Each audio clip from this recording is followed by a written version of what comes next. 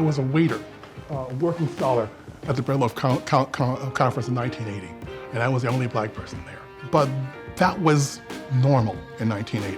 It's different for us, you know? And I don't mean that as, again, I don't mean that as a line, right? I don't mean that as but it's different for us. That difference was something that started to accumulate over the years.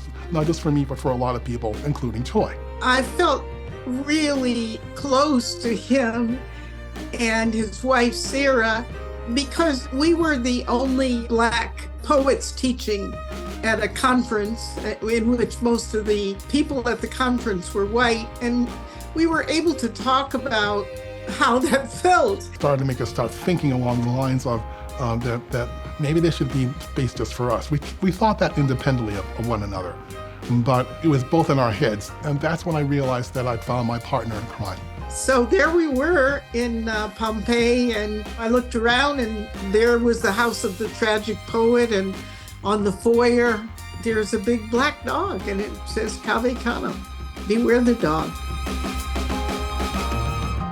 Cave Canem was founded to support the cultivation of the artistic and professional growth of black poets. People of color in this country really are not in a regular space of safety just as part of their daily lives, let alone in cultivating their artistic or professional endeavors. So here at Cave Canem, just to have access to that is life-changing. What you receive from that moment, from that extended experience, is something that can last people for a lifetime.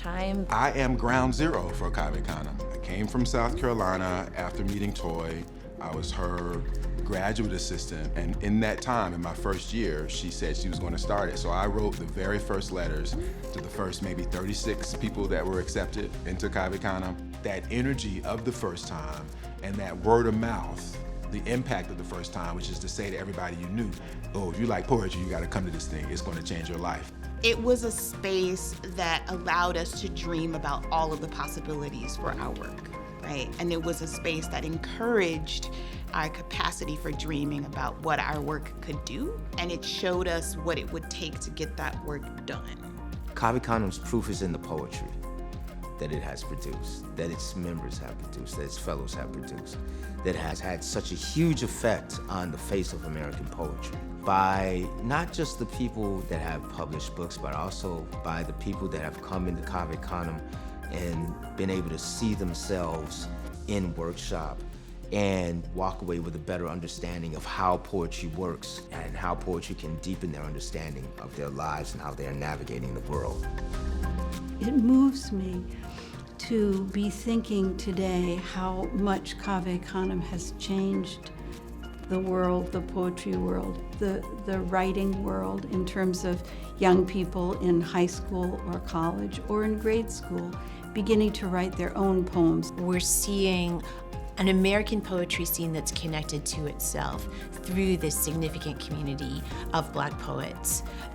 That is transformational, because those networks then seed relationships between these poets, relationships between the poets who look up to them and who seek them out as mentors, so that you really do connect a whole world of incredible American voices.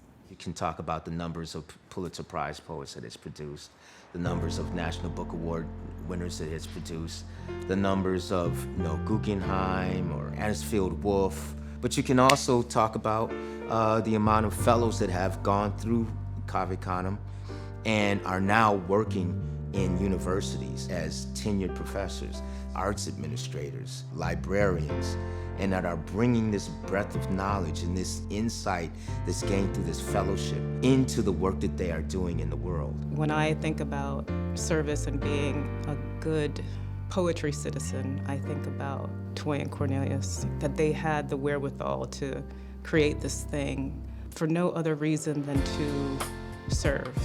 I aspire to that, and I think a lot of us do.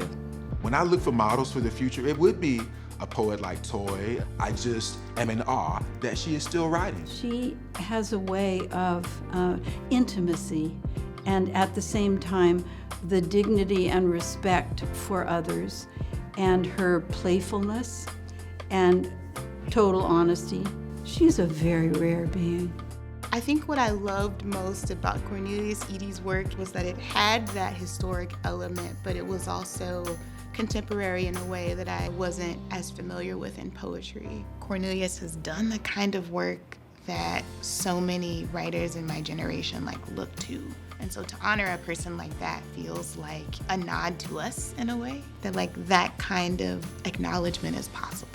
It's pretty incredible that Cave Canem is here 3 decades later. It really has been punching far above its weight for a very, very long time. To be doing all that it's been doing with what it had available to it is really a testament to not only our co-founders, Toi and Cornelius, but all of the artists and people who have given their time and care to keep this going.